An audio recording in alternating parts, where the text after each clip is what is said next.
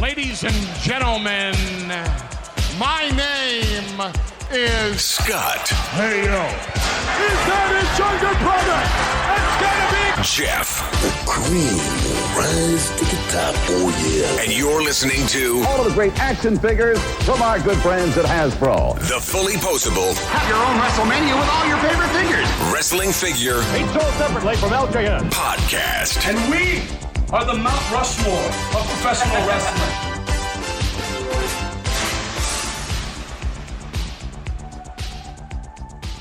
Hey, welcome to episode 240 of the Fully Poseable Wrestling Figure Podcast, longest running episodic wrestling figure podcast going today. Sitting alongside next to me is my real life brother, not storyline brother, Scott. Scott, say hello. Hello. Scott, how are you doing, man? I am doing great. Just fantastic. If there wasn't all the smoke outside. Dude, these fires are raging out here in California. It's insane. It's like a weird shade of yellow outside to where it doesn't actually really get sunny during the day. It's just a weird smoky haze. Praying for all the families that are being distressed and uprooted by the fire. There have been evacuation warnings here in Tracy, and it's just been nuts. But really, aside from that, aside from hoping that all the families that are affected by the fires are getting out, they're safe, just have bang coursing through my veins, pumping through my veins. And it is Sour Heads this week, Jeff. And I wanted to touch on something that happened this week, just very briefly. I don't want to spend too much time on it. We got a negative email that came in, and that isn't uncommon. That happens on occasion. You just brush it off and move on. But this one was particularly bad. You shared it on Twitter. I don't want to dwell on it. I don't want to get into the details of it. But I want to shed some positive light on what went down. And that is the community that stepped up behind us and basically stuck this clown on an island and didn't put up with what he had to say. It was like that scene in Step Brothers where they're in the interview and she asks the question and John C. Reilly rolls out from behind Will Ferrell. Oh, hello, pretty lady. But it was like 1,000 heads behind us rotating out like, oh, hello, crazy email. Like, it was incredible the way everybody jumped to our aid, came to our support, and really, like I said, just stuck that dude on an island and didn't stand for it and pointed it out. And I thought that was incredible. People that we don't even have following our account saw what went down. The major podcast, I'll mention them. They jumped in, pointed out that it was, as they said, gross. Totally agree with them. And I do want to point out that the Chick Foley show actually stepped in, recognized that their show was kind of implicated in that email, and their listener base donated to Dad's computer chair. So I'm happy to announce we have the money for the chair. We will be purchasing it this weekend. There will be a video forthcoming that will be posted to Twitter of Dad receiving his chair. And I just want to throw out a huge thank you to everybody who stepped in, pointed out the nastiness of that email, called the guy out. He was really the only one on his own doing this stuff. And really our listeners and everybody just kind of stepped up and put that dude on an island and called him an idiot. And I just want to thank everybody that stepped in. I want to thank all the listeners that donated to Dad's chair. And instead of focusing on that negative email, I want to focus on the positive that came from it, because that's what this community is all about. We round around each other in times of crisis, and we make it better, and we turn a negative into a positive. That's what we do as a community, and that's what happened in this instance. And I just want to say, from the bottom of my heart, from the bottom of Jeff's heart, from the bottom of all of our family's heart, thank you to everybody that stepped up and made this thing a positive out of a negative.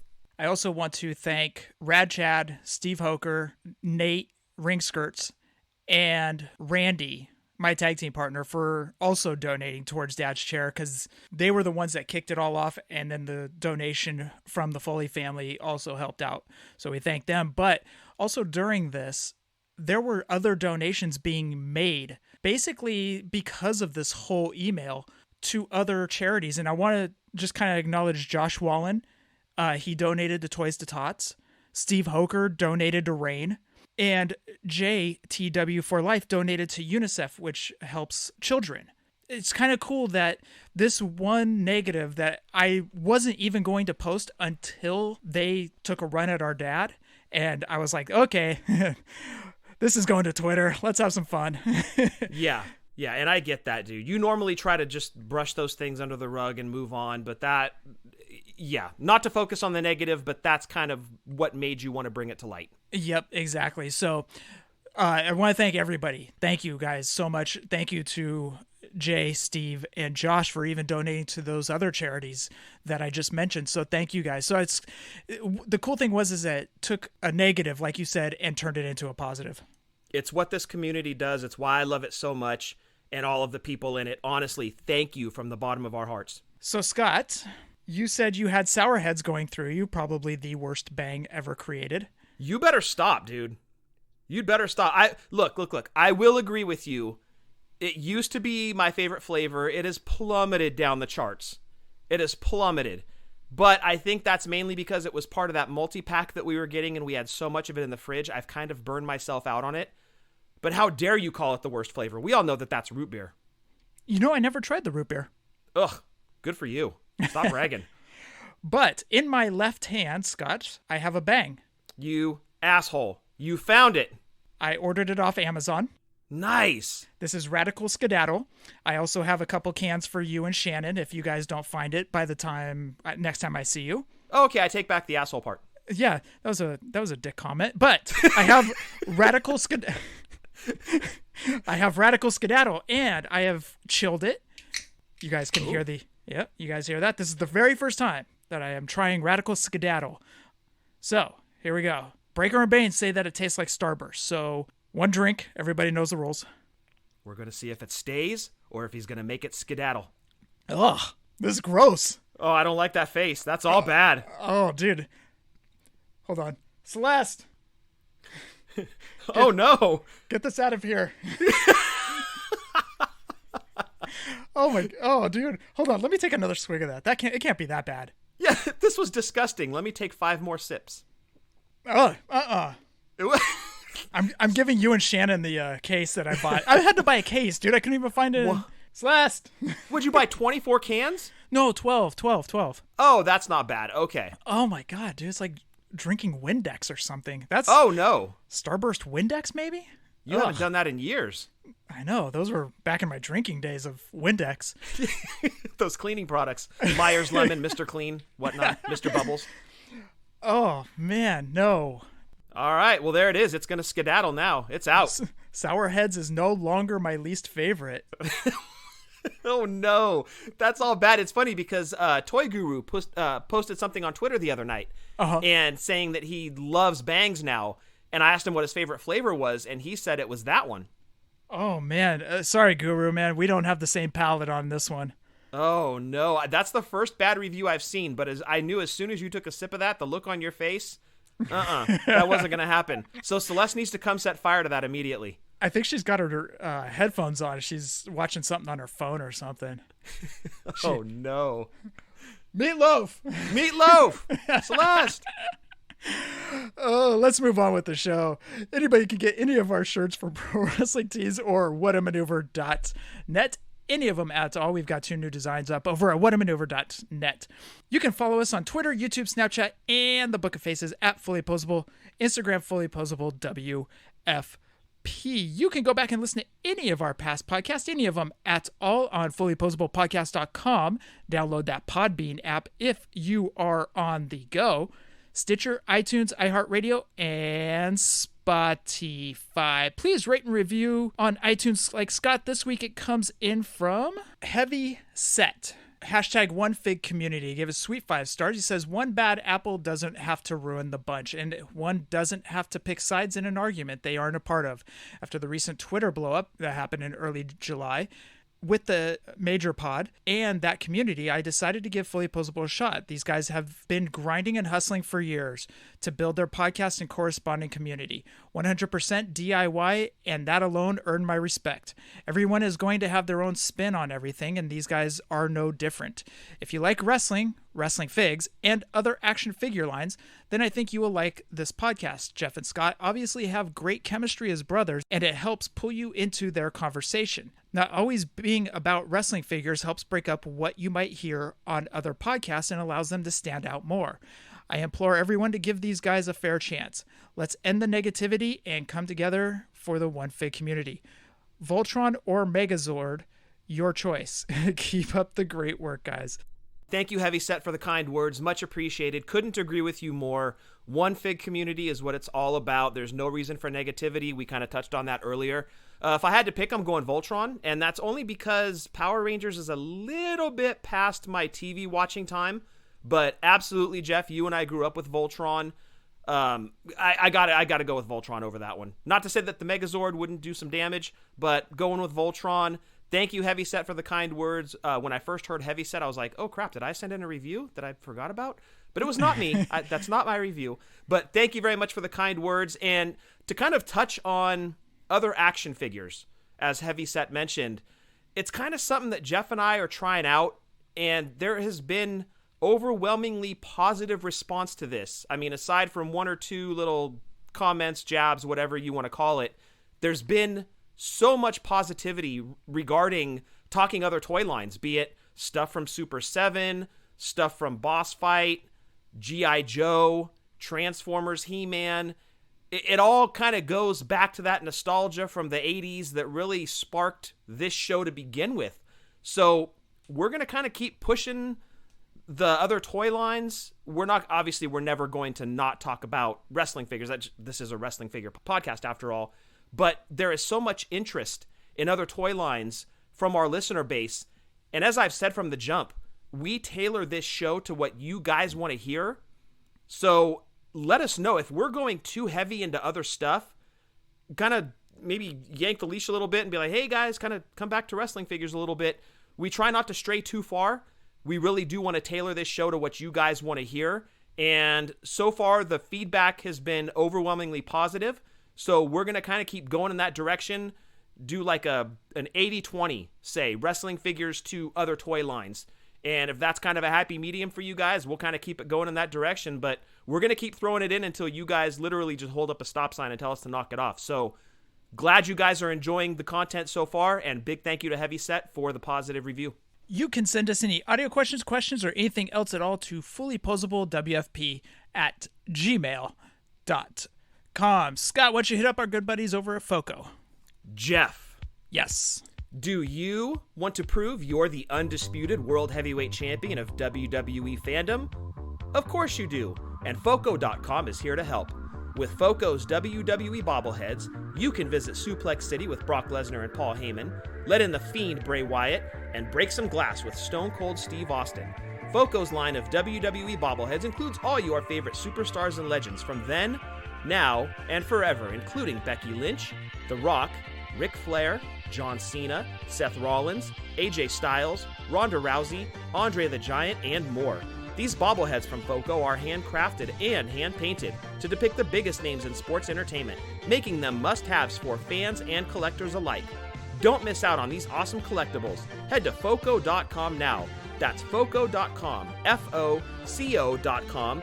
And when you load up your cart and head over to checkout, make sure you enter code WFP10 and save yourself a sweet 10%. Love those guys over at FOCO. Scott, we actually have an update. Do we need breaking news music? No, Radical Skedaddle's still gross. Scott, I do have a little bit of toy spotting, and my toy spotting came in from actually Matt Carlos, the independent wrestler out here. Matt Carlos actually sent me a care package. He was, let's just say he was giving me a receipt. And it was a good receipt because he sent over the Kenny Omega from the AEW line. And thank you, Matt. I honestly, I cannot thank you enough for that. So that really meant a lot. Beats a stiff punch, that's for sure. Very nice. I know, man. I don't want that receipt from Matt, dude. Oh, hell no. But Matt sent over the Kenny Omega AEW figure. This is the very first AEW figure that I have in my possession, I should say. I haven't found the AEW figures out here. And he also sent over some buttons, some old school WWF trading card. The classic? Yes. Very nice. Yeah, dude. It was so cool. And a couple of Matt Carlos swag. So anyways, I really want to thank Matt. That was awesome of him to do. So that's my toy spotting, dude. I've been kind of laying low. I haven't been hitting up any pre-orders. I did see that Super Shredder went up on NECA's website and was retweeting for everybody so they could go and get it. Man, how quickly did it go? To my knowledge, it wasn't as bad as it was a couple weeks ago. Because if I'm not mistaken, a couple weeks ago, it was gone within 2 minutes, if I'm not mistaken. Man, that goes faster than Cobra Troopers. Oh, dude, ain't that the truth? And so that's it for my toy spotting, dude. Oh, okay. Well, let's not forget, good brother Mike hooked us both up with a Superstar Billy Graham figure. Yes, I didn't know if you were going to get into it or if you wanted me to, but yes, GBM comes through again. Yes, that one was probably after I got Blasty from Jason Wolf. Superstar was next on my list of I've got to have this figure. And as good brother Mike does, dude goes on the hunt, and we get that text message, hey guys, look what I found. He grabbed one for you, one for me. It's on the way. And I'm not done with good brother Mike yet. What? Good brother Mike hooked me up strong this week, dude. Good brother Mike sent me the set of 3 world's smallest figure G.I. Joes, which consists of Snake Eyes, Roadblock, and Duke. He also, along with you, Jeff. What are you talking about? I didn't do anything. You know what you did. I didn't do anything. You know what you did. This had your fingerprints all over it. Same for GBM. You guys teamed up, put me up in the Doomsday device, and instead of hitting me with a clothesline, slapped me with a Razor Ramon Defining Moments figure. Absolutely beautiful. I am so excited to have that one in my collection. There aren't many more Defining Moments that I'm trying to add. That was one of the last ones where I was like, okay, I have to have that figure, but I have to wait for my budget to kind of catch up. And you guys are just like, boom, here you go. So huge thanks to you and GBM for that Razor, dude. I absolutely love it. No problem, dude. Yes, GBM hit me up about 3 weeks ago, I would say. And he goes, hey, you want to go in halves and get Scott the Razor Defining Moment? I was like, yeah. Incredible, dude. Because I think he had sent me a link and he's like, hey, I knew you were looking for it. And I was like, man, I wish I could. I just don't have the budget right now. And he literally must have disconnected that text message and jumped over on one with you and be like, dude, we got to hook Scott up. So both you guys, thank you so much for getting that one for me. Because like I said, there aren't many more Defining Moments that I want to get. That is like a huge check mark on the list now. GBM also this morning texted me. I was up early, by the way. A buddy of mine came out. Our water heater went out last night at like 4:30. So we're stuck without hot water. Had a guy come out, do an estimate. He wanted $1,500, and I'm like, oh, God, that's steep. And a buddy of mine hit me up. It was like, dude, if you need to replace your water heater, I can come out tomorrow and help you out. Jumped on Home Depot. So instead of $1,500, spent about $700. He hooked me up big. But I was up early this morning because of that, because we had to go hit Home Depot around 7 a.m. And I just happened to jump on Twitter when I woke up and liked a tweet from GBM. And GBM immediately sent me a text, and he was like, hey, I saw you responded to a tweet. I am assuming that you're up. Do you got a minute? I was like, dude, of course. He sent me a picture of the Baroness classified with the motorcycle. Lucky. Dude, yes. Lucky doesn't even describe it. Man, those things are like finding unicorns out in the wild right now. And he found one. He picked it up for me. I immediately PayPal'd him. So it's on the way, along with the Superstar Billy Graham. And also, at Nicky, Nicky, NY722, scooped me up a Baroness retro figure. That is the 3 3/4 inch new release. The set of 3 is Baroness, Storm Shadow, and Snake Eyes. Nicky, NY722 on Twitter, picked me up the Baroness. And Tim, at a chair shot, good friend of mine, picked me up Snake Eyes and Storm Shadow. So I've got the set of the G.I. Joe retros now. I ordered the Roadblock Classified off of Target.com. And finally, dude, it was like an epic haul week. It was unbelievable. My Storm Shadow Classified, the Amazon exclusive, just showed up today, and that figure is sweet. Cannot wait to crack that one open. Of course, that's not going to happen until the room is complete. I'll be cracking open all my G.I. Joes, the lot from Revy Hoops, the retros, the classifieds. I can't wait. It's going to be one huge opening party. But huge thanks to all the guys that helped me with toy spotting this week. GBM, Tim, Nicky, NY722. Big thanks to all you guys. Thanks to you, Jeff, as well. Epic, epic haul week, man. It was unbelievable. Man, you got hooked up big time on those G.I. Joes.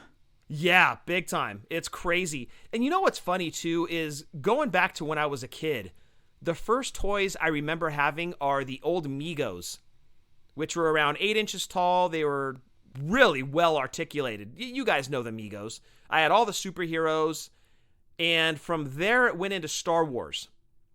And Mom and Dad hooked me up big on the Star Wars line.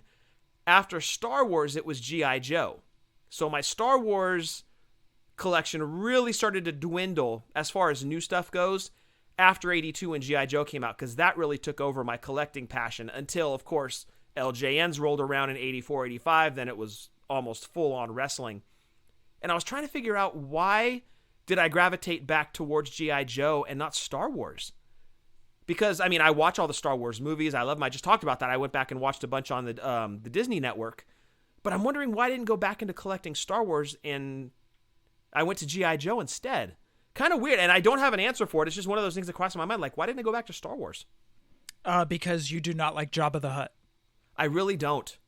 I really don't. I was so happy when he got choked out. I still like Pizza the Hut better. Pizza the Hut's legendary, dude. Oh, dude, he's epic. Yeah. I would eat Pizza the Hut. He looked delicious. He ate himself. Yeah. Hey, if I was Pizza the Hut. Oh, dude, these G.I. Joes are a hotbed right now, man. These things are just flying off. The Amazon pre-orders were gone earlier this week. It's unbelievable. They go in stock and they're immediately gone. I was happy that you were able to get a Storm Shadow for yourself. Special guest Sean, I think he got one as well. No, he didn't, but I picked one up because if you guys rewind back, the whole reason I got into G.I. Joes is because I bought those Joe Classifieds for Sean for his birthday, and then his wife ended up giving them to him. And I was like, oh, well, now I'm stuck with G.I. Joes, and now I'm hooked. And that's all it took. The slippery slope. Yep. So anyways, I told special guest Sean, I'll pick you up a Storm Shadow for your birthday since it got kind of convoluted. So nice.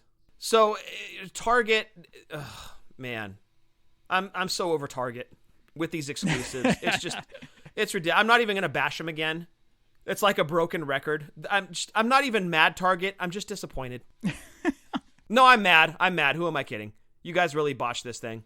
Speaking of botch, I got a text message from my buddy Norm out here, and he's asking, did Jazzware/Walmart botch the release of the AEW figures? Now, here's the thing, is that a lot of people are starting to find them a little bit more and more, but it just feels like it's one big botch because we're not finding them out here. Right. So distribution is very, very skewed. Exactly. Like within about a 30-mile radius, they have not hit, and I've been checking BrickSeek daily. Yeah. Actually, let me rewind. So at 5 a.m., Union City Walmart got them in. They were gone in 10 minutes after opening. That's unbelievable. So they're either having crowds show up to buy them, or they're allowing... Which they are. Okay. Or they're allowing people to buy multiples more than they should be allowed to buy, which I think is wrong. If you're seeing these things fly off the pegs, you've got to limit them. It's up to how the store wants to handle it. But my question to you, Scott, is this a big botch by Jazzwares and Walmart? I'm not sure. Is it Chinese New Year? I forget. I can't keep track. That's an appropriate answer. Well, you know, and there's COVID too. All of these things come into play, and how many Walmarts are around the country, and you've got to figure dates are going to be different. No different than what happened with Target with the G.I. Joes, blah, blah, blah, breaking street dates, same old story. What I don't like hearing is people seeing the number pop on BrickSeek, going to the store, seeing the number still there, asking an associate, hey, do you have these? Then getting that dreaded line, no, everything we have is out. And then they leave the store 2 hours later, that number plummets because somebody else went in the back, oh, here they are, and brought the box out. That's so frustrating. That has to be, or it's employees holding the figures back. That's even more frustrating because you cannot compete with that. Correct. Unless you get to know the employee. That's a totally different story. But man, competition is tough out there right now. But I did want to ask you, Jeff, you mentioned that Matt Carlos got you the Kenny Omega. How's your paint app on it? Oh, it's good, dude. Okay, so the eyes are painted where they're supposed to be painted and they're not offset or anything? Correct. Nice. Okay, because I'm just saying, because I have seen some bad paint apps. Correct. And, you know, the other gripes everybody has is the skin tone's off. You know, Kenny's not as tanned, and that is all true, but it's not bad. Okay. Yeah, so you're happy with what Series 1 is showing you so far with your Kenny Omega figure? So far, so good. The face is on. The face is spot on, I think. So, yeah. Okay. Skin tone is decent. You're happy with the outfit and everything? You like that figure? Yep. The outfit is really, really good. Okay, gotcha. I mean, we're sitting here kind of griping a little bit, and we're in crazy times right now, and we say this with every single toy company. If Series 1, their first one out of the gate, isn't to your liking, which, I'll be perfectly honest, I'm kind of indifferent on the Series 1 AEW. I'm not hot and heavy trying to find these things. I'm just not a player in that game right now. I might down the road, but I'm kind of on a wait and see approach, because I might see him on the pegs and be like, oh, I really do like this Omega, or I really do like this Jericho, so I think I'm going to pick him up.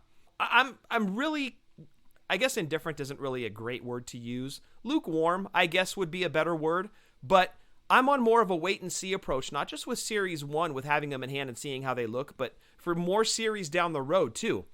A lot of people didn't like FTC when they first started out, and they've gotten exponentially better since their first round of ROH figures.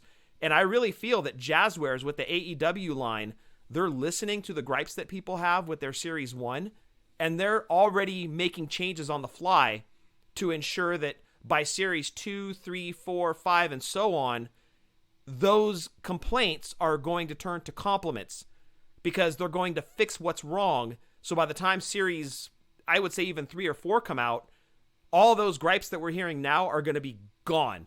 And we're all going to be super happy with what we're seeing from the AEW line. I have all the confidence in the world in Jeremy and Jazzwares that anything that's wrong now is going to be fixed. Now, distribution, who knows? We'll see. I know that's been one of the gripes. We just talked about it. But it's more of a wait and see for me on let's see what happens. But just for Series 1 for me personally, I'm kind of lukewarm on it. And that is Scott's personal opinion.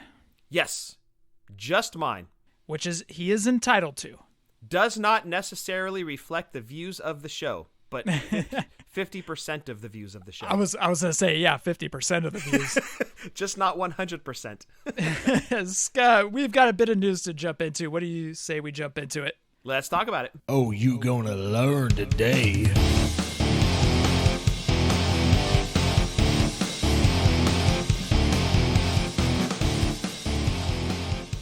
Scott, why don't you hit up our buddies over at Manscaped? Yes, guys, summer is here.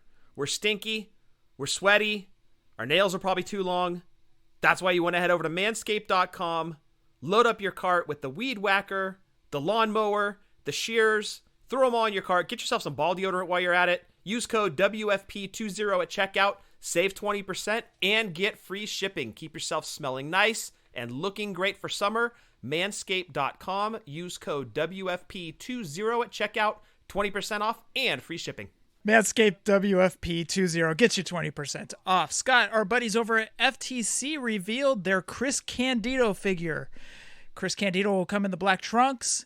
I gotta say, I love the face on it because it's very reminiscent of Candido. I'm actually going to be picking it up next paycheck. Yeah, it's awesome. And this is actually an early edition that's available right now. It's going to be numbered, so that puts some nice limited edition on it.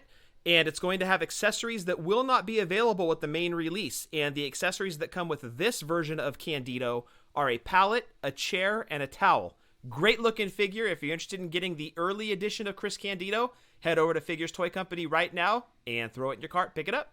Also, I tweeted these out, but maybe you guys saw it, but there are Road Warrior Wrestling Buddies. Now, this is from their NWA late 80s look. These will be available at www.theasylumwrestlingstore.com. These look fantastic. They look awesome, except the price tag on it. They will be pricey. They are $250 for the pair, for Hawk and Animal. Yeah, it's steep, but I mean, I've seen crazier prices out there, right? You can probably get a vintage set for $300 to $400. I don't know if the market on Pillow Buddies has slowed down or gone crazy yet. That's about the last price that I saw. But the cool thing that kind of sets these apart from the vintage Wrestling Buddies is they have the spiked shoulder pads, and that's raised spikes, not just designed spikes. So they'll actually have the race bikes, and they're going to be the Road Warriors, not the WWF Legion of Doom. So they're going to be in their black shoulder pads, black tights, black boots, NWA reminiscent face paint.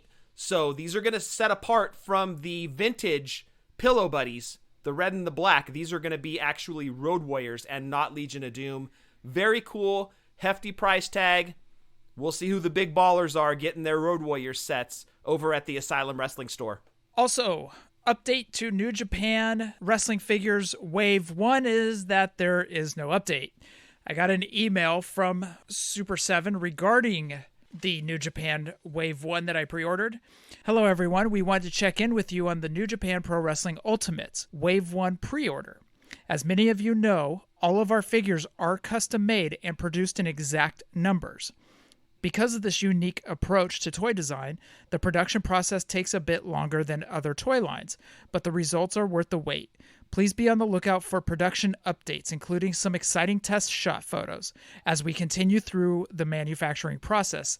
Thank you again for your support of the New Japan Pro Wrestling figures and Super 7. Now, here's a little bit more to add on to that they posted to their Instagram. Wave 1 is due March 2021. Wave 2 with LIJ, well, Evil's now their heavyweight champ and part of the Bullet Club, so he's no longer part of LIJ. Wave 2 is delayed beyond April 2021. So, looks like we gotta wait a little bit longer for those New Japan Pro Wrestling figures Wave 1. Well, like you said, they're worth the wait, man. Those things are incredible looking. If what we've seen so far is any indication, they're going to be well worth the wait once they're in hand. Absolutely. And last bit of news, there will be another Jushin Thunder Liger figure from Storm Collectibles. This one, he will have kind of like a green on the inside of his cape or his robe. And there will be like a light blue on his horns. It's kind of like his look he had kind of towards the last part of his career. But anyways, there will be another one coming out. So that is all of the wrestling news. Scott, what you got? Well, one more bit of wrestling news, Jeff. The Nick Aldis figure that you talked about last week is sold out. Well, that escalated quickly. Yes, it did. Yes, it did. Great looking figure. They had a picture of the finished product up on their website, and I went to look into the ordering details. Already sold out. So if you got one, kudos. It's rare. It's going to probably climb in value almost immediately. So again, if you got your hands on one, huge congrats to you. That's a great get. And congratulations to Chelly Toys for selling out their initial release. Hopefully it leads to more figures. On to non-wrestling figure related news. Boss Fight Studios, there were 2 more Flash Gordon figures added after the news of last week's Flash Gordon figures from the comics and the Lunchbox movie version. They have come out with another movie Flash. I would consider it maybe like the Battle Gear Flash from the last part of the movie where they're having the big battle scene. And Prince Baron.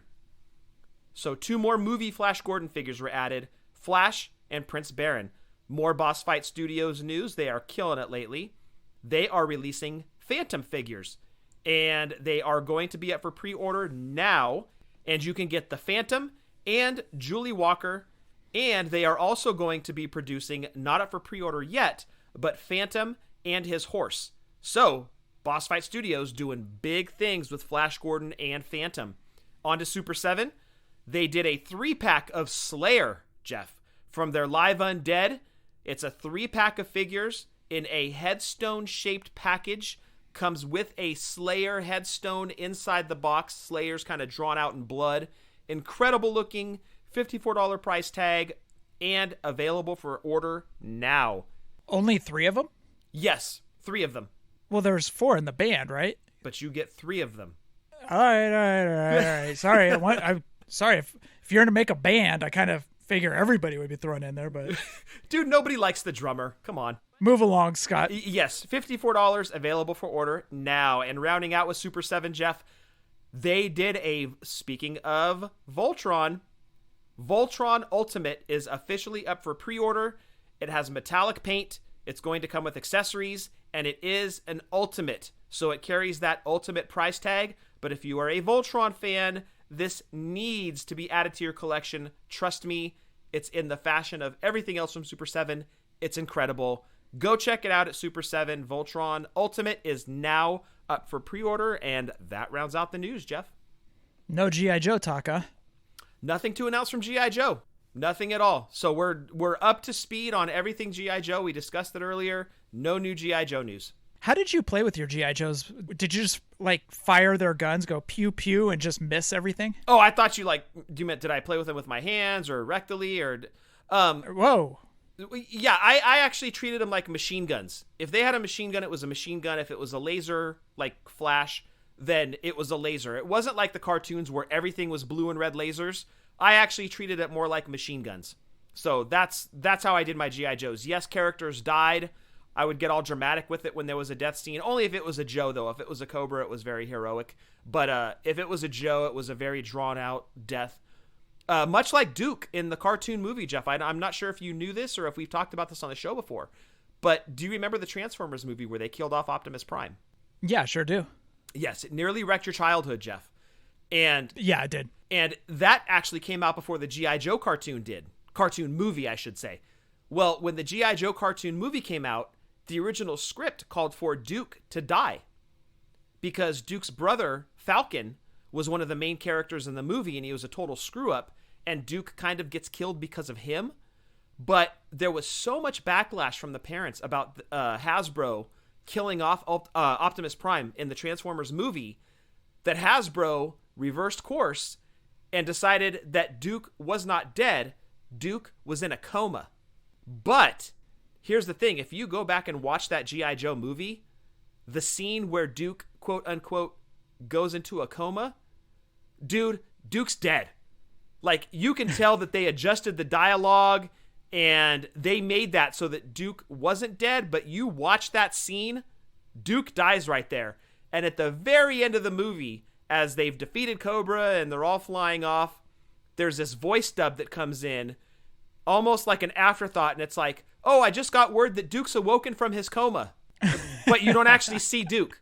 It's hilarious. The movie still stands up. It's awesome. So is the Transformers movie. It's epic. But because of the Optimus Prime backlash when they offed him in the movie, they kept Duke alive and didn't kill Duke. But they were supposed to. Boy, that would have been a big mistake. Oh, yeah. Especially, well, they changed it because of Optimus Prime. So there you go. If you didn't know, now you know. And knowing is half the battle. And you know what I didn't know? That Radical Skedaddle sucked. Sad. I had to do a lemon drop chaser, dude. Holy crap, that was bad. Sorry, Bang. Your new flavor sucks. They're not a sponsor. It's all good. Yeah, exactly. Scott, we are going to round out the show with the listener segment. What do you say we jump into it? Let's go talk to him. And I just want to hear from my people. Tell me, can I hear from my people? I just want to hear from my people. And I just want to listen to the listener. Scott, we got another audio submission from Nicholas. All right, guys. It's Nick again from London. Just wanted to ask your opinion about this, really. Last week, we had something happening over here in the UK that we labelled Retrogate. Now, a brief story of what happened. We got a notification, or someone got a notification, that Series 9 and 10 Retros had just popped up on a local toy shop here called The Entertainer. And honestly, all hell broke loose. Everyone was trying to get these figures. Some of us went down there, we picked them up. Obviously, you know, Series 9 and 10, especially over here, you just couldn't get them, you know? So a few of us got them. And what we done was we made sure that all the guys that needed them for their collections got them for the price that we paid for them. Now, this is the thing. These figures were £6 each. Now, these are the, you know, what I would say quite rare ones, you know, like the Green Pants Macho, Samoa Joe, Junkyard Dog. Now, this is what I want to ask your opinion on, really, because this is what's been playing on my mind. So, these figures hit this shop at £6 each, right? But there's people that have just literally a week before paid, you know, £65 for a Macho Man, £45 for an Alton, £100 for a Junkyard Dog. So now these figures are £6 each. Should that bring down the value of the other ones that people have already paid that price for? So, because some of the people that have paid this are obviously now fuming. But the people that have not paid that and getting them cheap are really happy. So where's the middle line, you know? What is the cost of these? Because they are rare. They are definitely rare, you know? And I still think, personally, that I would pay upwards of £25, £30 easily for these figures if I needed them, you know? But then there's also the fact that they've just been £6 in the entertainer. So what do you guys think? Do you think that the value of the peoples that paid them before should decrease? Do you think that the values of the new ones that have just turned up should be higher? Where is the middle, you know? So yeah, that's just what I wanted to ask you guys, what you thought about that. Keep up the good work, and I'll speak to you soon. Bye. Thank you, Nicholas, for another fantastic question. I've always gone by the rule of thumb, it's only worth what somebody's going to pay for it, right? If the shop still has the figures at £6, then the people holding the more expensive figures, well, yeah, absolutely, their figure price is now decreasing big time because any Joe Schmo can just walk into that store and buy them for £6 and off they go, along with their day. They're a happy camper. But I have to imagine, as you mentioned, everybody was clamoring for those figures. Once again, they're wiped out. They're gone. You can't find them. So that actually plays into the favor of the people that were already holding those figures and maybe did spend more just the day or the week before to get them. Because if it's gone in the store, what they're holding in hand is still valuable. Because you still can't just walk into any store and buy them. You're stuck going to the secondary market. So while it may decrease a little bit while that store has stock, once that stock is gone, it's game on again. You're going to pay whatever you're going to pay. Hopefully that store gets more in, so the hardcore collectors that did miss out have another stab at them. I highly doubt it. The fact that you guys got Series 9 and 10 at this stage of the game is mind-blowing, but I don't think it's going to do anything really to the values. Because again, you can't go into the store and buy it because that would absolutely affect the value of people currently holding those figures. If somebody else could just go to the store and buy them for £6, obviously they're not going to pay anybody else more than that, but they can't. They can't go to that store and buy them. So if you're holding those figures, as far as I'm concerned, you're still holding gold. The price may have dipped momentarily, but in my opinion, that price went right back up as soon as those figures were wiped out of the store. I like how he called it Retrogate. Yeah, right? Exactly. Dude, it sucks. Trust me, I've been down that road where you think everything is off the pegs, and then you go to the secondary market, Mercari, eBay, whatever it may be, and you do pay. Well, Jeff, that's kind of our rule of thumb before going to the secondary market, right? Like, we don't play into the scalper's hand. We're not going to buy a figure at 2 to 3 to 4 times its store value when potentially you can still go to the store and buy it for shelf price. We're not going to go to the secondary market until, and I believe we've discussed this before, we're not going to go to the secondary market until we know for a fact that the big box stores aren't going to be getting any more of that figure in. You know that there is 0% chance that you're going to find that figure at a big box store, be it Walmart, Target, Big Lots, Five Below, whatever it may be. We're not paying that inflated price until we know that we can't get our hands on that figure at retail anymore. But the bad thing is that these figures all of a sudden just popped up at this shop. Right. So that's why I get Nicholas's point, 100%. Exactly. And if I'm not mistaken, I just saw somebody over in Ollie's find a couple of retros just recently. Yeah. I forget where, and it's just like, okay, why are these figures still popping up? Like, shouldn't they all be out? Are people returning them? Don't know what they had or didn't want to sell them on eBay? Or what is causing this? Why are these figures all of a sudden coming back into our lives after they've been on hiatus for over a year? Well, yeah, it's torture, right? Because you think that they're gone. This plays into our rule of thumb that, okay, we know that there's 0% chance that we can walk into a store and find a retro. So now we're playing in the secondary market. Like everybody else that missed them, we're playing in the secondary market trying to get these things. And then all of a sudden, like you said, over a year later, boom, they show it up in some shop for a fraction of what they're worth. Oh my goodness, what is this all about? So to your point, Jeff, where was that stock hiding? who was holding these magical retros that popped up in this store for £6. Like, are you kidding me? Those things are like 4 to 5 to 6 times, in some cases, more than what they paid for them in that store. So that's frustrating when you've been playing in the secondary market, paying those prices, and then all of a sudden it would be like here, right? You pay $100 for JYD, you walk into Target tomorrow, miraculously Target has the JYD series sitting on the pegs.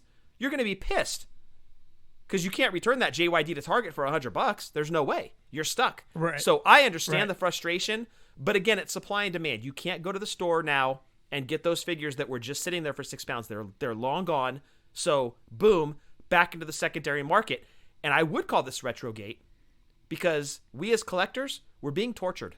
We think that our beloved retros are put on ice. Every day that passes, we're further and further away from them being brought back onto the pegs where we want them or online. And all of a sudden they show up in a store. Like, come on, guys.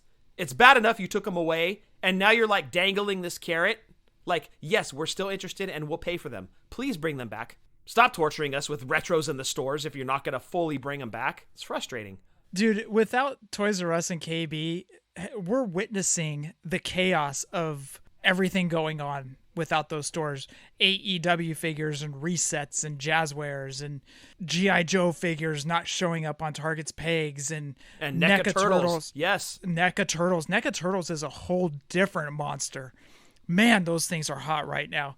But, I mean, just we're witnessing everything right now without Toys R Us and KB Toys, and that it sucks. Toy stores closing, it sucks. But this is the world that we live in. But, I mean, still, this is what we have to face right now. Yeah, and under normal circumstances, we'd probably be singing the song of, oh, just bring back KB or bring back Toys R Us. Well, obviously, in this economic climate, that's not feasible. That's totally not going to happen. So we're kind of stuck with what's already here. And we're stuck with Walmart and Target who can't handle exclusives properly. God forbid retros come back and they're exclusive. It's bad enough. Do not dump retros on a big box store as an exclusive, because then I am going to have to grab my pitchfork and my torch and march to Mattel's front door. You want retros back, don't you? Oh, dude. Absolutely. And you can almost hear the heartbreak and the frustration in Nick's message. Like, we think these things are dead and gone, right? Or at the very best case, on ice and actually on quote-unquote hiatus. But then they magically show up in a store? Like, what? Like, we think these things are on it. Don't dangle them in front of us if they're not going to come back in some way, shape, or form. Like, look, this could be some crazy warehouse find where they're like, oh, look, what are these 6 or 7 boxes of figures here? Let's just throw them out and see if they sell. They didn't know what they had, obviously. But, man, when you hear stories like this, it really makes you want the retros back. Yes, Jeff, I want retros back in the worst way. I want all of the accessories and rings and cages and ring carts. You name it, I want it in the retro line. Tag teams. But please don't make them exclusive. That would be worst case for those things. Online exclusive, if you have to, fine. But don't do a retail store exclusive. Another person you can hear the heartbreak in is Steve. Like, you can just hear when he talks about him that, and when I say Steve Ozer, a marketing guy for Mattel WWE, Steve wants him back too. You could tell that he's trying to bring these back, but they just can't find a way to do it. But like he said, there are new avenues allotted to them to do this. Mattel Creations? He said new avenues. He didn't say what new avenues, but he said new avenues. Right. And again, the economic climate being what it is, maybe it's not the time. And I get that. I support that. When they come back, I want them to be well supported. So bring them back next year if you have to, if things are better. If not, put them off to 2022. But there's money to be made there for sure. Thank you, Nicholas, for sending in that question. We love your audios, as we said last week. Scott, last question of the week comes in from Josh Thompson. Hey, Jeff and Scott, JT here, back with that weekly question. This week I wanted to ask you guys, what are your favorite snacks/drinks to have in the fall? Mine are hot chocolate, which is something I drink all year round. Apple cider, Oreo Halloween cookies, and the Pillsbury Halloween sugar cookies. In the fall? I don't know, man. Like, I don't really change up anything. I do drink more tea during the fall, But I'm not sure about like certain snacks in the fall. What about you, Scott? Man, I love foodie questions. They're like my favorite. I can talk food all day.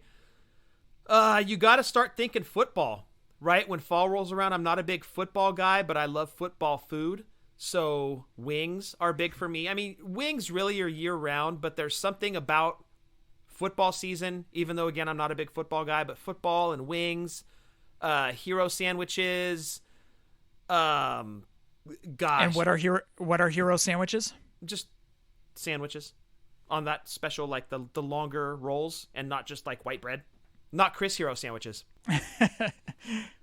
Soups. Gotta love soups, dude. Like when fall kicks in, that's kind of when you can start doing soups. Like mom makes that killer bacon potato chowder. Oh, Lordy. It's incredible. It's just like, you talk about a rib sticking soup, that's it. So soups for me for sure. I don't know about any seasonal coffees. I'm not a real big like Starbucks coffee guy like the kids are, but I've never been a really big coffee guy. I know Starbucks gets those flavors and the cups and everything once fall hits and people go crazy for it, but I've never really been a big Starbucks coffee flavor guy. If I go to Starbucks, it's like just a regular iced coffee. I'll get that all year round. So obviously fall rolls around, the special cups, the special flavors, the kids want to go to Starbucks more. I'll just stick with my Trenta iced coffee, sweetened with cream, and I'm a happy camper. I'm good to go.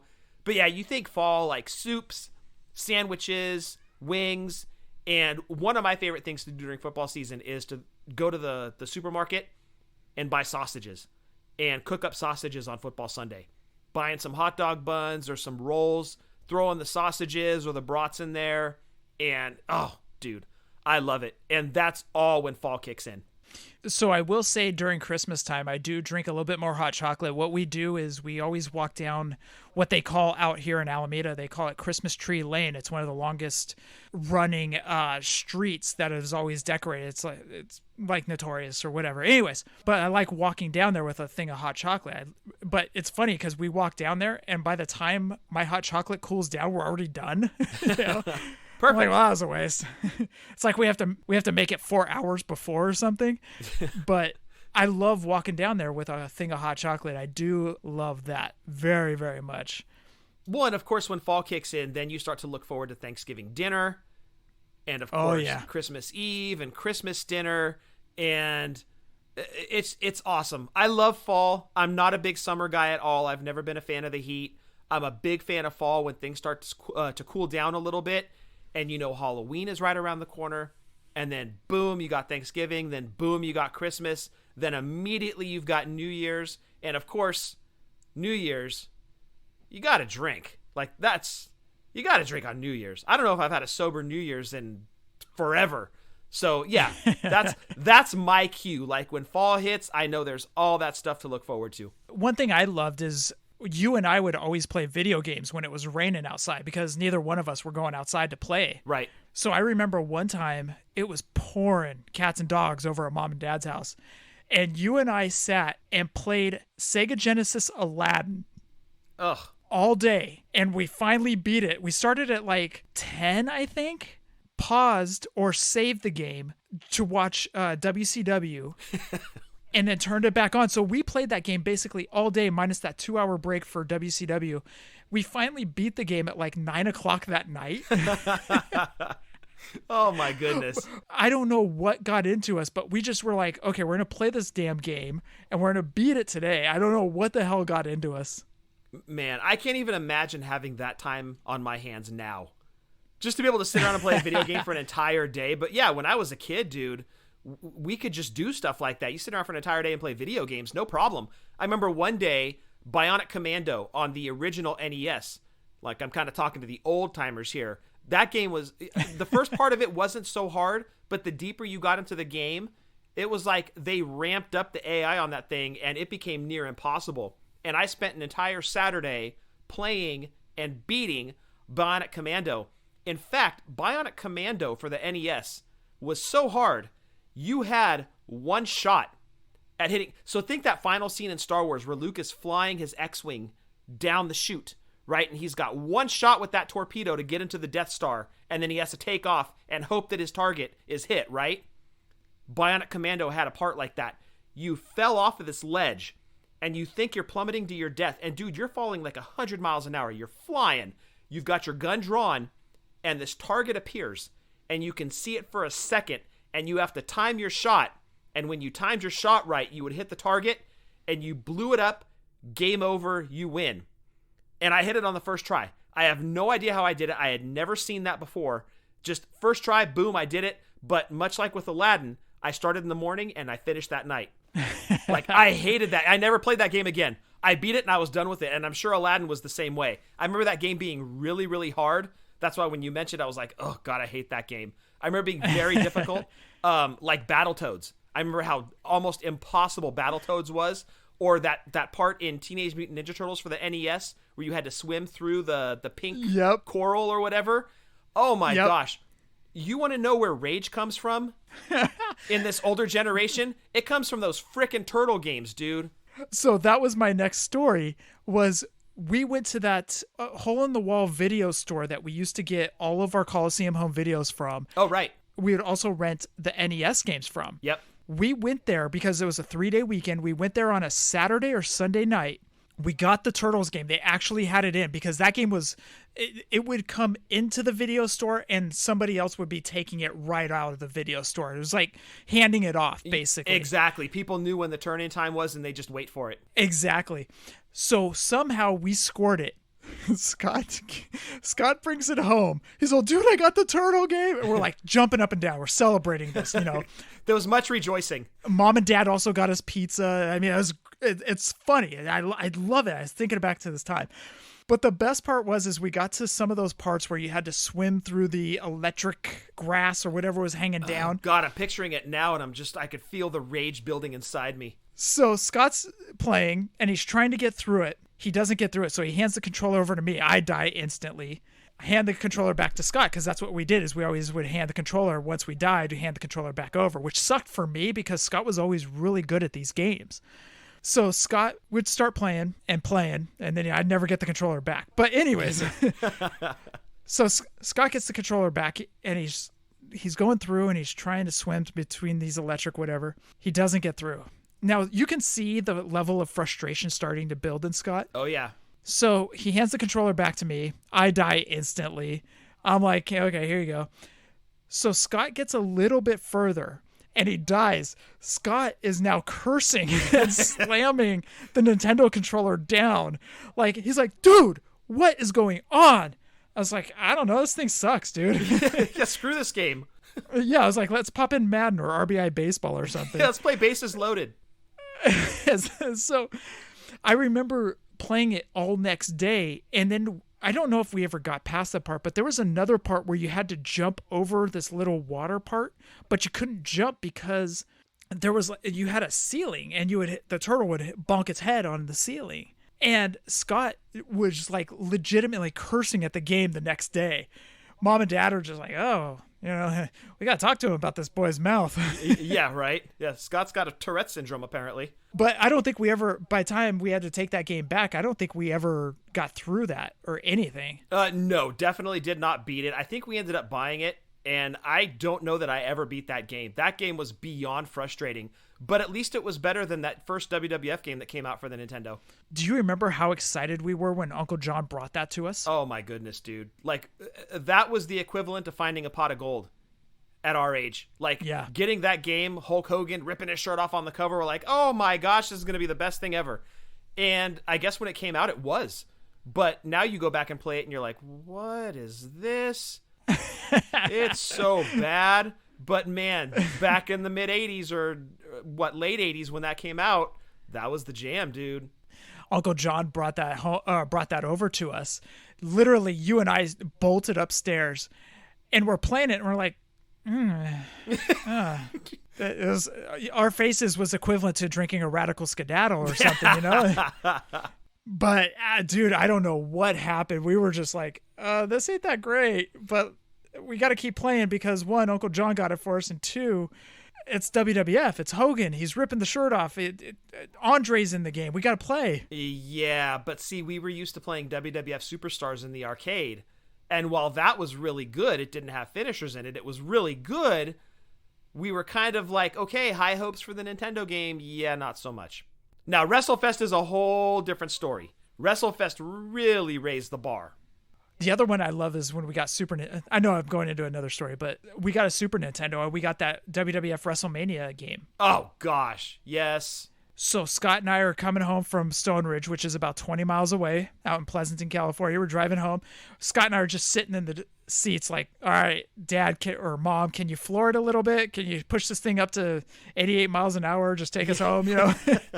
We get home, we set it up, get all the RF switches and everything put together. Scott and I start playing. We're like, oh, it's got actual music. This is great. You know, we're all pumped. We sit down and we're like, oh, how do you do a finisher? So Scott pops open the instruction booklet. It doesn't say anything about finishers. All right, well, all right, let's try this. Let's try this, Scott. So we try this and can't do a finisher. How do we do a finisher? Come to find out, there were never any finishers in that game. Nope. The closest you could get was picking Randy Savage, and you could jump off the top rope, and by default, every guy did an elbow drop off the top rope. So the closest you could get was Macho Man. Yep. Oh, dude, that was frustrating. Frustrating is getting the Steel Cage game for the Sega CD. Oh, no. And having the Head Shrinkers, having the Nasty Boys, having Money Inc., all in the game, but you can't play as a tag team. Singles matches only, and it was one of the best tag team rosters ever in a video game up to that point. And so you're thinking, oh my gosh, I can have all these crazy tag team matches, but you could only have singles matches. That was torture. Great game, but man, super limited. Thank you, JT, for your question about food. Yeah, right. How do we spin that in the video games? What the hell? It started with Fall, went to Aladdin. Turned into Battletoads and Bionic Commando, and somehow twisted into Steel Cage for the Sega CD. Oh, JT, thank you for your question. I swear this is a wrestling figure podcast. When you scratch the surface and you dig a little deeper, it's a wrestling figure podcast. Also, we want you guys to check out Wrestling Toy Tracker. If you guys are looking at the prices of those retros, or maybe defining moments, LJNs, Galoobs, Hasbros, Just Toys Bendums, we want you guys to check out Wrestling Toy Tracker if you guys are in the market for those. Go on to Wrestling Toy Tracker. You can check out the loose prices, the carded prices, everything else under the sun over there. Have that up in a screen. Have eBay, Mercari, and Facebook Market in another screen. You can check out the prices if you're getting a fair price on those. So I want you guys to check out WrestlingToyTracker.com or on Twitter, toy_tracker. Scott, Eagle Moss. Yes, guys, if you have a pop culture or WWE fan in your life and you're looking for a gift for that certain someone, look no further than Eagle Moss. You can give them a follow on Twitter at HeroCollector_. Check out all of the cool statues under their umbrella, from DC to Star Trek to Battlestar Galactica, and of course from WWE. Excellent line of WWE statues. When you subscribe to their service, they will send you a ring. So I recommend subscribing. You get all your statues, you set them up in a display ring. It's beautiful. Again, Eagle Moss on Twitter at HeroCollector_. Also want you to check out our podcasting buddies, Breaker and Bane, over at Breaker and Bane's Power Hour, where this week their guest is Secret Agent Charlie Shaw, who is a fan, Scott, of Eskimo Callboy. Boom. Mic drop. Of who? So check out... What? Eskimo Callboy? Yeah, the Hypa, the greatest song of 2020. You son of a bitch, you did it again. Stop shoehorning that reference into the show every week. I will not stand for this. I will have you thrown out. Security! Greatest video and song. So we want you to check out Breaker and Bane's Power Hour. Also check out Breaker's Back to the Nintendo. A lot of fun of them playing Nintendo as well. Check out Doing the Favor. Scott, this week they talked about Fernando Tatis's home run or grand slam that got you a lot of fantasy points. Yes, it did. He has been by far and away my best player on my fantasy team this year. I can't fault the guy. You know, it's a 3-0 count. You throw him a meatball. What's he going to stand there and take it? Of course he's not. Shortened season. Pad your stats, buddy. Hit that grand slam. Who cares? Unspoken, unwritten rules. Get out of here with that. Hit your grand slam. Pop your collar. Round the bases. And put points on my fantasy team. Dude, Sean, special guest Sean, I should say, was going over some of these unwritten rules. Dude, they're so asinine. It's like one of those, get off my lawn. Exactly. Yeah, they're so dated. And the best part is Tatis really didn't need anybody hitting a garbage can to slam that 3-0 pitch. So kudos to him. What are you talking about, dude? Nothing. Astros. Oh, okay. Hey, they beat the Dodgers. Just sorry, Ray. Oh sorry, boy, Ray. Here we go. sorry, Ray. Love you, man. But also, we want you guys to check out Doing the Favor. Also, check out their website, doingthefavor.com, where they have over there the SKUs, the DPCIs for everything, for links for Mattel Elites, Decadent Dominance, those figures that are going to be coming out pretty soon, AEW figures. So check out doingthefavor.com, as well as their podcast. We want you guys to check out Positively Pro Wrestling Podcast. They did a special episode. They did a history of the WWE, and they were joined by the creator of the history of the WWE website and book series, which was really, really good. So check out Positively Pro Wrestling Podcast, and I want you guys to check out this new one, Federation Podcast, which is Owen Anderson. Owen is a younger kid who kind of watches these old wrestling shows, and it's interesting hearing what he thinks of it through his eyes, watching the stuff that we grew up on. So it's pretty interesting. So check out the Federation Pod over there. Each week, Marty and Sarah welcome in their buddies. Every single day, Ryan Buds does trivia with Buds. We just recorded episode 4 of Lucha Figures and Facts, which I think you guys will definitely enjoy. You guys want to tune in and hear who we did.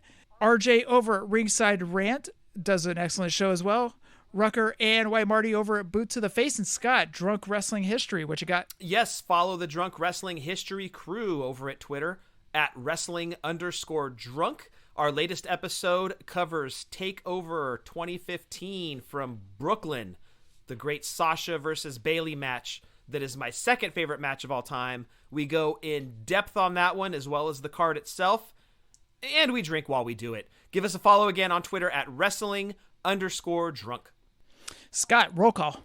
Yes, first and foremost, as we do every week, Jeff, the great Jason Wolf. If you need artwork, Jason is your guy. Incredible artist, incredible person, great sense of humor, a great follow on Twitter and Facebook. On Twitter, at JasonWLF. He's our artist. He should be yours too.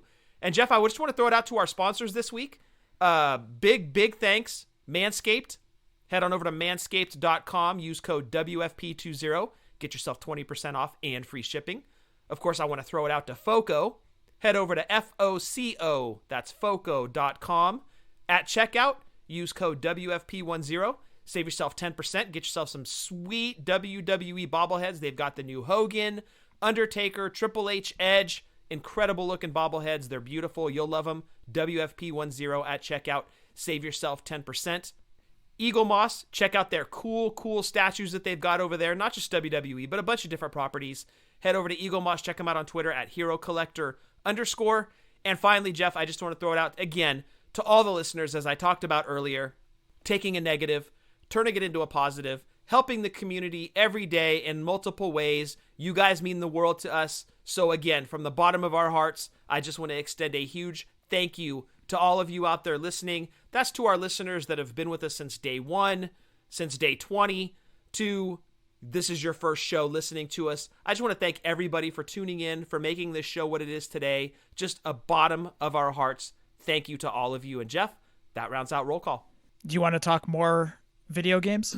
I really don't. You know what? I actually did have a question for you that is, since this is a wrestling figure podcast, technically, was kind of wondering, you didn't get any Deluxe Aggression or Deluxe Classic figures. No, I didn't. I actually, you know what? I take that back. I did purchase one off of Facebook. I was thinking of eBay and Mercari. I did purchase one off Facebook. There was a gentleman that had the Iron Sheik Deluxe Classic. Oh, that's a good one. He had it for a reasonable price, and I bought it off of him. Nice. Very, very nice. So you're slowly but surely checking off that checklist for your Deluxe Classic Superstars. It's going to be a long road on that one, dude. Well, hey, who has the budget to complete it all at once? So good on you. That's awesome.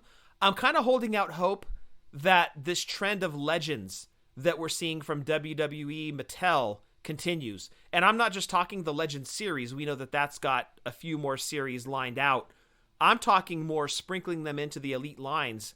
I'm liking that trend, dude. I'm not a big fan of the exclusives being, the chases or the variants, whatnot. I wish they were just part of the main lines. But looking at who we've gotten, just say over the course of the last year, we've gotten Magnificent Morocco in that Survivor Series set. And right next to him on the wall, you can hang Superstar Billy Graham. We've gotten Blassie. We've gotten Monsoon. We've gotten a beautiful Bobby Heenan and Weasel suit. I am here for these legends. Wendy Richter, network exclusive. I'm a big fan of them continuing this trend. There's a Mae Young that you can go pre-order right now. I am here for these legends, and I'm going to make sure that my dollars go towards those legends figures because I want Mattel to keep going with them. I am hoping that they're able to get more guys and ladies under that umbrella to make legends figures. I still want a Doom 2-pack. I know I haven't mentioned it in a few weeks. Still want it. Removable masks, even better, or alternate heads with the masks. Gotta have a Doom set. I've got to have a Dynamite Kid to go with that beautiful British Bulldog figure that's coming out. We're getting Davey. We're getting Matilda. We've got to have a Dynamite. I want them to release all 3 Demolition members in face paint. Gotta have it. I need it with the masks, the ring gear. If it's a re-release of the Legends figure from the original line, I'm okay with that too. Just give me that. Most importantly, dude, I want a Mattel Vader again. I need to have a Vader. I want another Bigelow too. I've got the Then Now Forever hanging up on the wall, but I want another Bigelow. I want more of these legends brought back in full force.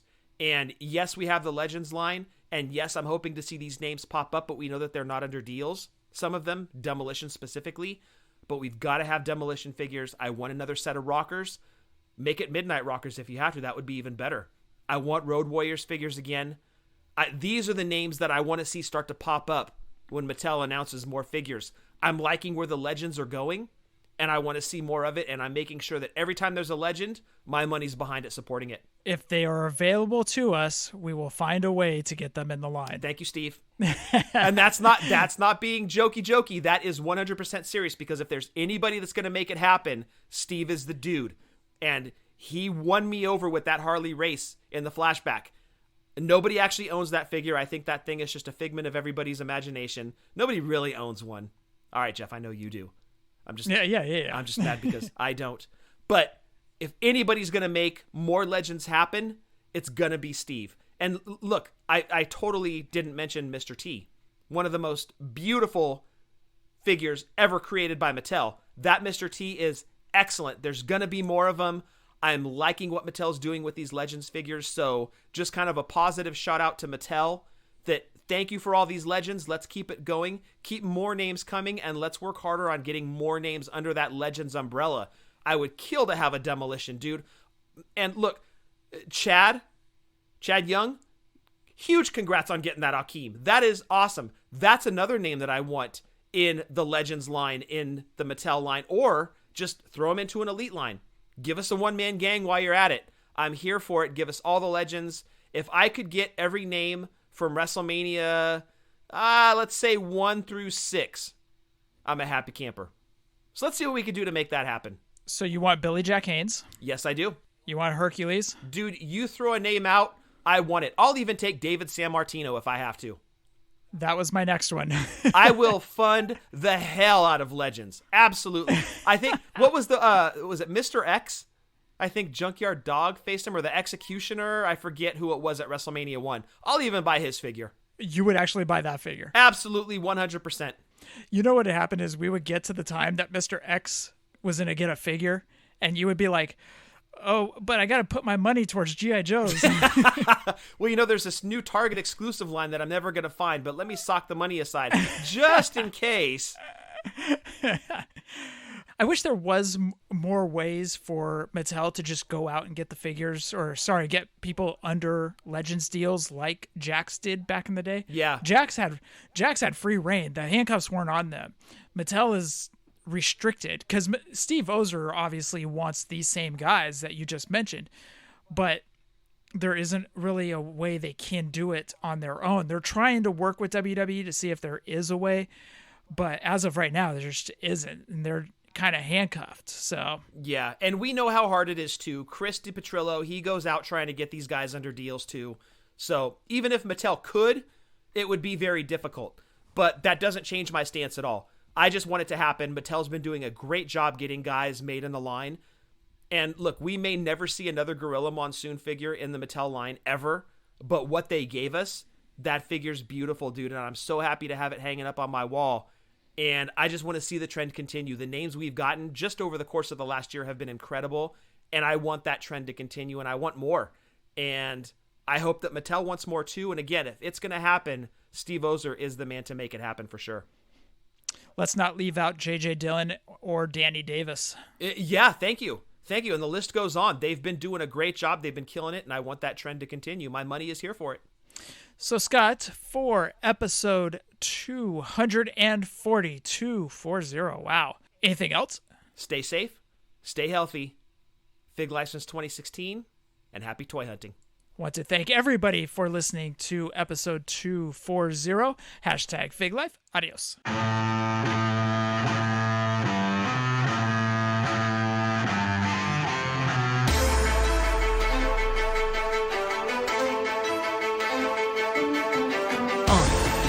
Yeah. FullyPoseable. Let's go. Jeff and Scott, the Toon Brothers, busting out the ring. But we don't take it out the box, MOC. Happy toy hunting, we'll see you next week.